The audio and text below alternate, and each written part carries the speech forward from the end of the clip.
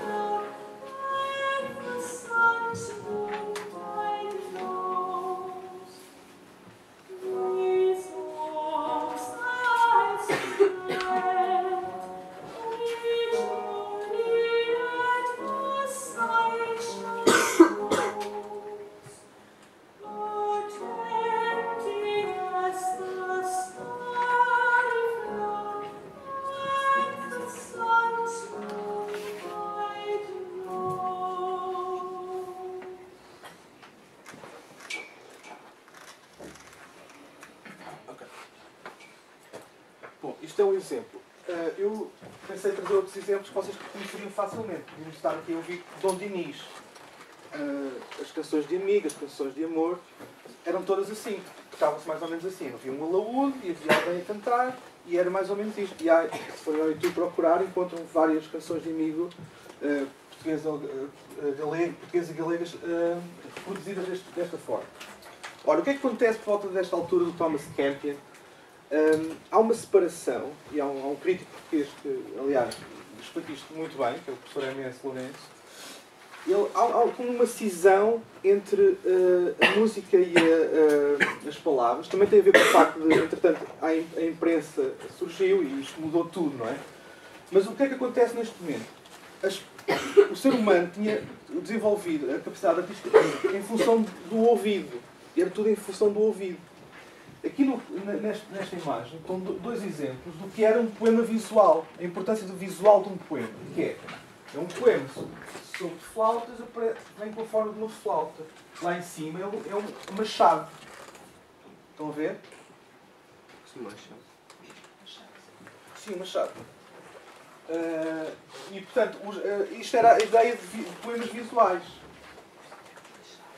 Que era tudo oral. Por exemplo, uma das coisas que vamos falar hoje são os refrões. Os refrões eram muito importantes. Porquê? Porque era uma forma de repetição. E na altura em que toda a gente sabia, não é? Havia uma parte que as pessoas podiam esquecer, mas depois havia o refrão e as pessoas recuperavam. Isto era importante, por exemplo, na igreja. Não é? As pessoas não liam, portanto estas coisas tinham que ficar no ouvido. Era uma forma mnemónica particular. Ora, nesta altura as coisas dividem-se. Começa a haver música sem palavras e palavras sem música.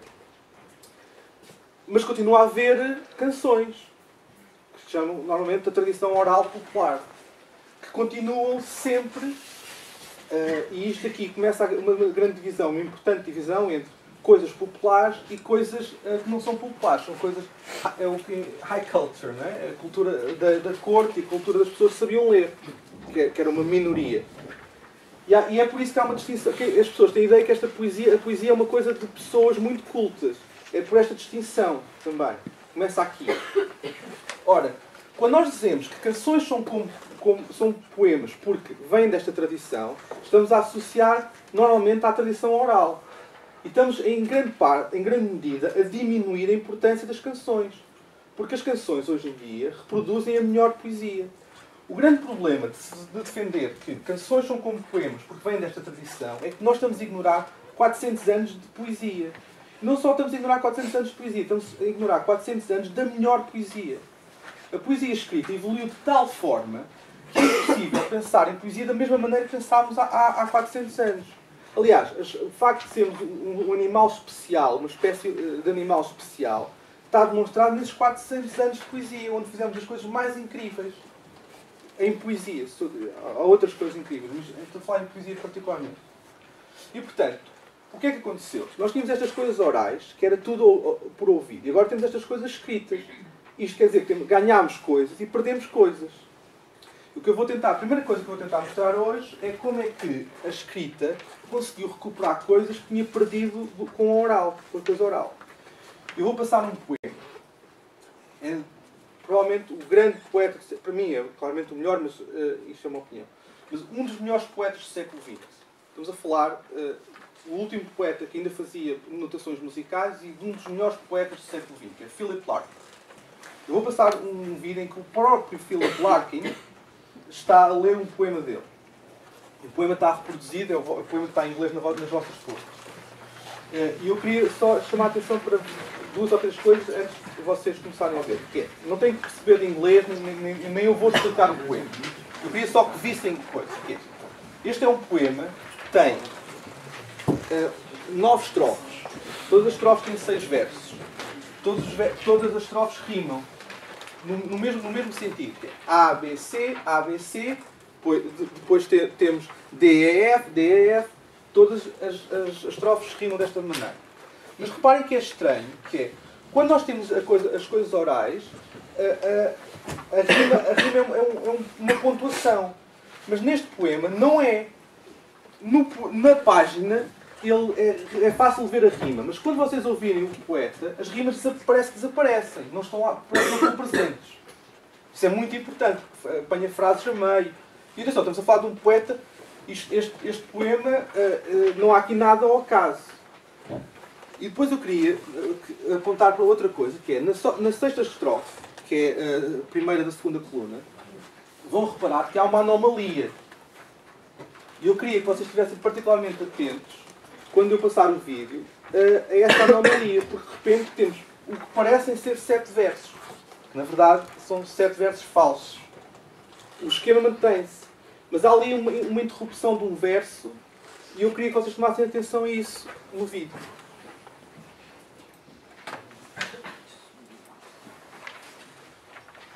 Going, going. I thought it would last my time. The sense that beyond the town there would always be fields and farms where the village louts could climb such trees as were not cut down.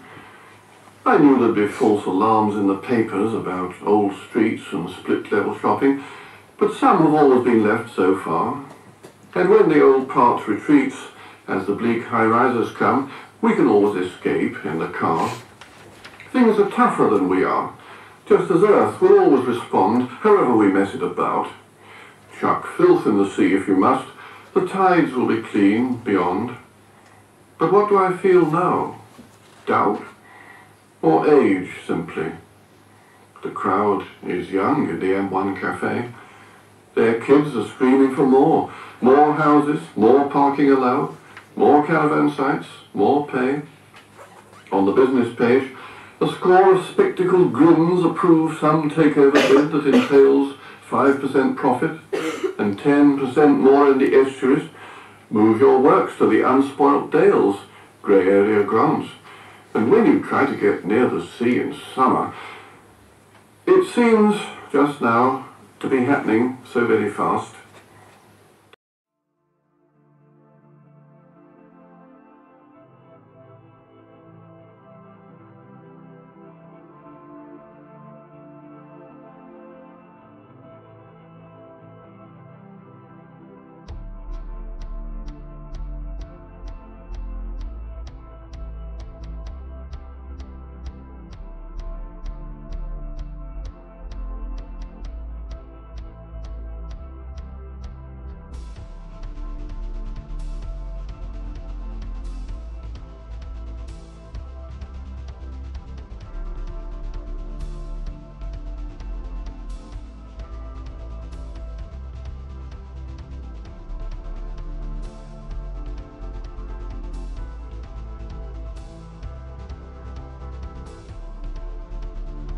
Está no tribunal. E o que ele está a dizer é que há esta vara de juízes, que é o nome técnico que se dá a um conjunto de juízes que tem um presidente. O juiz-presidente. Okay? É uma vara. Ele está no tribunal. Mas eu queria que vocês ouvissem outra vez essa parte.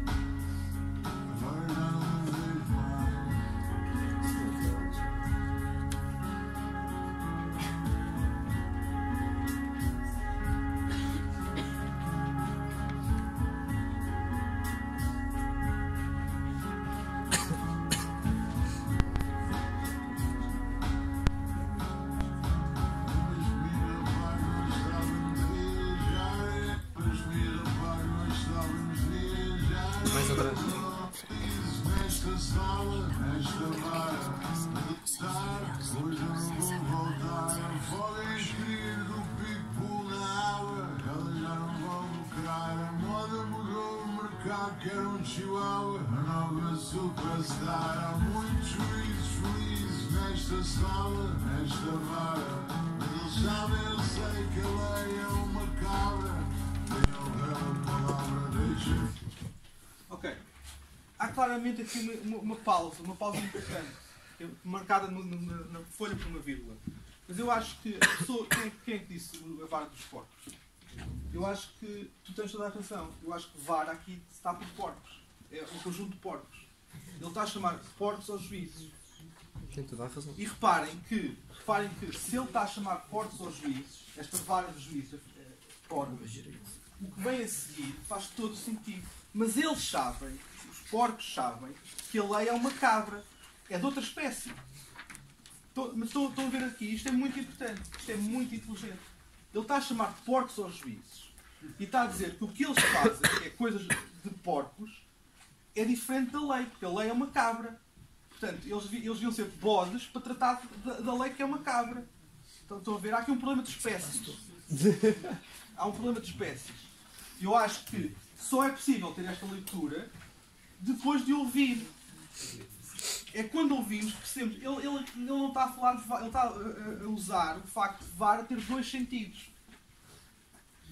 E a partir daí, a adversativa, mas faz todo o sentido. Mas eles sabem, e eu sei, que a lei é uma cabra. Portanto, não há aqui. Que a justiça. Desculpem, a lei é uma cabra. Portanto, há aqui uma disjunção entre as duas coisas. Pai, isto é da melhor poesia. Isto é o que toda a gente, todos os poetas querem fazer. É introduzir sentidos diferentes, surpreendentes, naquilo que estão a fazer. Isto é da melhor poesia. Não é só poesia porque na Grécia também se cantavam canções. Não, isso não interessa. Não estamos a falar disso. Estamos a falar de uma canção que suporta aqueles 400 anos em que poesia e música se separaram. Isto é muito, muito bem feito. Ok. Os outros exemplos que eu tenho são de refrões. Porque, tendo a música e a poesia separadas, tendo sido separadas, mantiveram, como eu estava a dizer, uma série de características. Aliás, toda a gente já ouviu. Aconteceu uma coisa estranha com a poesia que é. Normalmente as metáforas cristalizam-se e tornam-se literais. Por exemplo, ninguém pensa que, quando alguém diz o meu coração está gelado, ninguém está a dizer que eu estou apaixonado. Só a ideia do coração gelado já é estranha. Porquê? Porque estamos habituados a pensar que amor é fogo que arde sem se ver. Amor é fogo.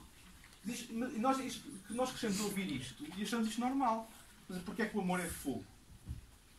Não é? Não sei. Há muitas maneiras de experienciar o amor. Não tem que ser fogo. E porquê fogo? Mas com a poesia aconteceu uma coisa estranha, que é, havia uma coisa que era literal, que era a canção. Um poema era uma canção. Depois as coisas separaram-se e temos poemas e temos canções. E agora, mais ou menos no final do século XIX, para falar dos melhores poemas, os críticos começaram a usar a palavra canção. Isto não é um poema, é uma canção. Mas não é canção nenhuma, é uma coisa escrita. E, aliás, a maior parte dos poemas escritos, quando são cantados, são muito maus. Vidas interpretações portuguesas de poemas famosos que são fraquíssimos, na maior parte dos casos. Portanto, é muito estranho este processo de que canções que eram coisas e agora deixaram de ser coisas e voltaram a ser essa coisa, metaforicamente. Isso é muito estranho. Mas, como eu disse, esta separação não é muito efetiva, porque muitos músicos usaram descrições de poesia, palavras associadas à poesia para descrever a música e vice-versa. Não é? Como eu disse, desde o século XIX, sempre nós falamos de um poema muito bom, isto é muito musical, isto soa muito bem. E vamos sempre buscar coisas à música, como se elas nunca estivessem juntas. Ora, há coisas que ficaram da música na poesia escrita. E uma delas é o refrão. Só que, nos 400 anos de poesia sem música, o refrão perdeu o seu interesse, o interesse que tinha anteriormente. E ganhou outros. Ou seja, hoje em dia um refrão já não é para marcar tempos, já não é para marcar o regresso a uma fórmula. É para dizer coisas. E isto é muito difícil de fazer. Eu vou tentar ilustrar este problema com um dos poemas ingleses mais famosos da história. E duas leituras desse poema. O poema é The Raven, de Edgar Allan Poe, que é notoriamente um poema mau. Quase todos os críticos ingleses são unânimes a considerar que é um poema mau. Mas todos os críticos que não são ingleses acham que é uma obra-prima. Isto é um bocado estranho. A estranheza disso tem a ver com o facto de Poe ter uma ideia particular sobre o que era poesia. Por exemplo, Poe achava que um poema tem que ser curto. Tem que dar para ler de uma só vez. tudo o que não der para ler de uma só vez é mau. Ou não é poema. No caso de The Raven, o Poe vai buscar um refrão. E o refrão é Quote The Raven, Nevermore. Mas vocês vão perceber, mesmo sem saber inglês, nos dois exemplos que eu tenho, vocês vão perceber isso, que é, para ter este refrão, que é, diz o corvo, nevermore, nunca mais, é preciso haver um corvo. Ora, no princípio do poema não há corvo. Portanto, não pode haver refrão. Mas todas as estrofes têm que acabar com aquele refrão. Como é que ele faz? Ele muda o refrão. E vão ver que enquanto não há corvo, o refrão é um. Acaba sempre em more. Depois ele recupera o refrão. Depois, outra coisa importante são os sons. O Poe está a tentar fazer coisas com sons. E por isso é que os ingleses não gostam, porque acham que este poema sonoramente é muito agressivo para quem fala inglês. Mas para quem não fala inglês, quem não é nativo, os franceses, por exemplo, adoravam Edgar Allan Poe, a poesia simbolista. Os poetas simbolistas achavam o Poe o maior poeta de sempre. E copiaram-no em muitas coisas. Para quem não é nativo de inglês, estes sons parecem mais suaves do que parecem em inglês. O more, o nor, esta repetição. O que é que eu quero que vocês tomem atenção quando eu passar os exemplos? Não é preciso perceber as palavras, estar aqui a acompanhar o texto. É ouvir os sons. Vão ouvir as repetições, começar a ouvir palavras que se repetem. E é só isso. Só para acabar e depois os últimos 10 minutos só para acabar. O que é que eu sei que esta canção é uma crítica à polícia? Não é? Todo o raciocínio intelectual em relação a este vem de onde? Vem do refrão. Este polícia não é mau porque lhe apareceu o diabo. O diabo. Isto. Não. Acontece que é polícia. Podia não ser polícia. Não há uma relação entre ser mau e polícia, mas há uma relação entre ser mau e ser este homem. Ou seja, quando aparece o diabo a alguém, parece que o diabo passa a ser responsável por tudo. E isso parece desculpar as pessoas. Mas neste caso, o diabo é só um acidente. Não há nada de especial. Este homem é mau. E a demonstração que ele é mau está na escolha da pessoa que decide matar. É por isso que há uma estrofe a explicar que é um homem que vive uma família que vive no mundo. E um homem a quem Deus, reparem, Deus deu uma mulher bonita. Vão ver? E esta é que é a questão. Portanto, mais uma vez, outra função do refrão, que é incutir sentido no texto. A compressão, que é uma das características principais e primordiais da poesia. E mais uma vez, o poder de síntese. Isto não está ao alcance de toda a gente contar uma história tão complexa em tão pouco tempo, em tão pouco espaço. E um terceiro aspecto em relação ao Alan Halloween especialmente, que é, parece que no fim da carreira ele é um homem que descobriu Deus e deixou de cantar porque vai ser testemunho de Jeová.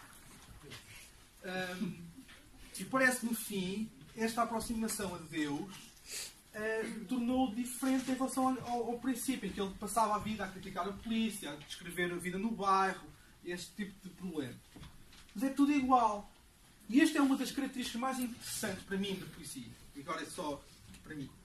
Que é a capacidade de continuar a dizer as mesmas coisas de maneiras completamente diferentes.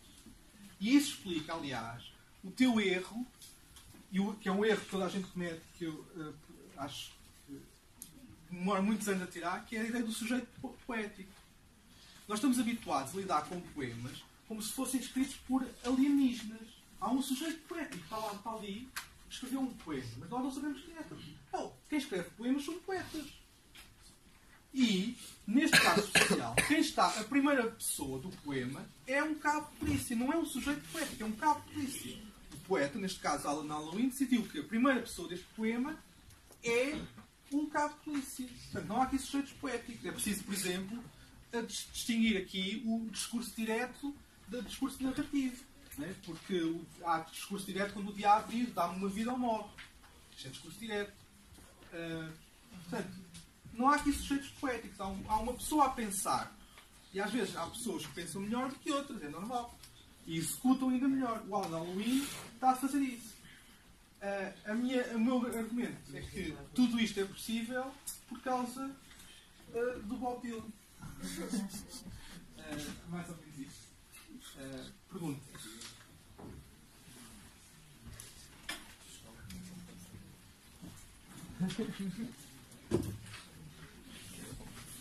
Sim.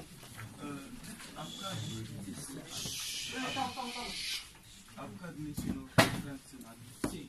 Acha que a música dele tem a ver com poesia? Sim. Eu não sei. Posso procurar. Eu vou dar a descrição de um crítico de música muito que é melhor do que a minha. Um senhor que se chama Alex Ross, que escrevia na New Yorker. O Alex Ross começou como pianista e música clássica e depois, para ganhar a vida, ofereceram-lhe um trabalho a escrever sobre música pop. Ele não percebia nada de música pop. Teve que começar a perceber a partir daí. E ele tem um texto muito interessante em que ele descreve porque é que ele acha que o Sinatra é um poeta. E há uma canção do Sinatra, uma das mais famosas, agora não me lembro do nome da canção, mas é a mais famosa, em que há uma palavra, que é um polissílabo daqueles enormes em inglês. E a maneira como ele canta faz ele um poeta. É essa a descrição do Alex Ross. Deixem-me ver se eu consigo descobrir a versão.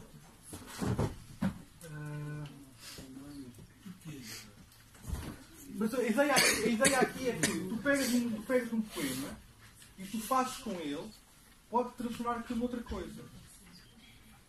Há vários exemplos disso. Há vários exemplos de pessoas que escrevem muito bem canções, mas depois não são muito bons a interpretar.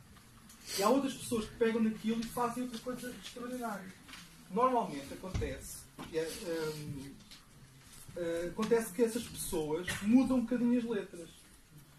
Há vários exemplos disso. Posso dar um rápido, que é uma canção pequena, enquanto procuro a canção do Sinatra.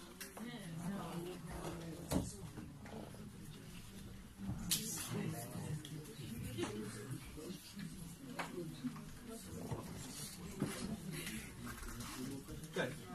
Este é um dos meus compositores favoritos.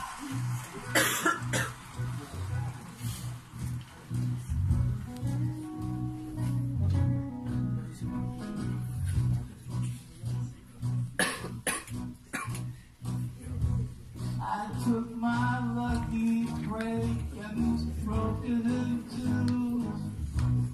Put on my worry shoes, my worry shoes, and my shoes took me so many miles, and they never wore out. My worry shoes, my worry shoes. Oh, oh, oh, oh, oh, oh, oh, oh. My worry shoes. I made a mistake and I never forgot. I tried not to let you love. My worry shoes. Ok, isto é o Daniel Johnston, uma canção dele. E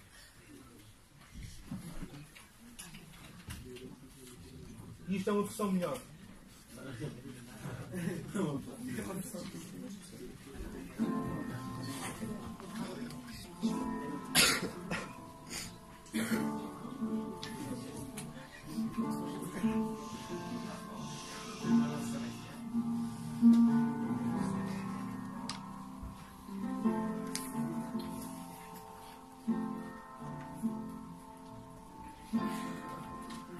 I took my lucky break and I broke it in two. Put on my worried shoes, my high worried shoes.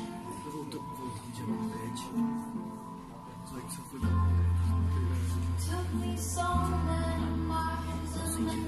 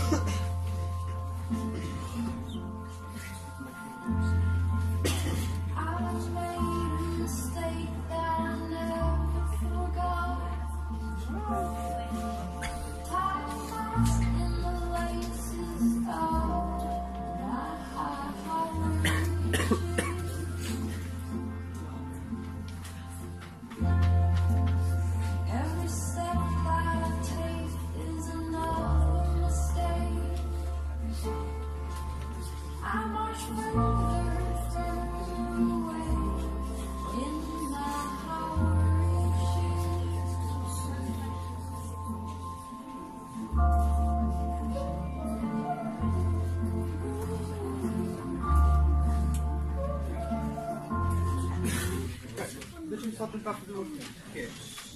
Espera. Agora não consigo. Agora não consigo mudar. Já vou dar um exemplo de como o Sinatra é um gênio. Já vou passar. Mas o argumento é este. Ele acha que o Sinatra faz com as palavras coisas que os poetas fazem. Mas ele faz com a voz. Não é possível reproduzir certas palavras se não souberes como as partir ao meio. Como acentuar certas. Isto tem, portanto, em inglês. Porque o inglês, a acentuação em inglês é muito. Não é como em português. Há sempre esdrúxulas, graves e mas em inglês aquilo. Uma palavra pode ter várias acentuações diferentes sobre a pessoa. O que ele está a dizer é que há cantores, não é só a capacidade vocal de fazer certas notas. Este é que é o ponto. Este é um ponto muito importante. Tu vês aquelas pessoas no hipnos e nos programas de canções e toda a gente canta agudos e faz agudos e acha que isso é muito bom. Mas não tem nada a ver com isso. Tem a ver com o facto de pensar sobre o que está a cantar. Pensar sobre o que está a cantar além das notas. Há uma palavra em que tu tens que fazer uma certa nota.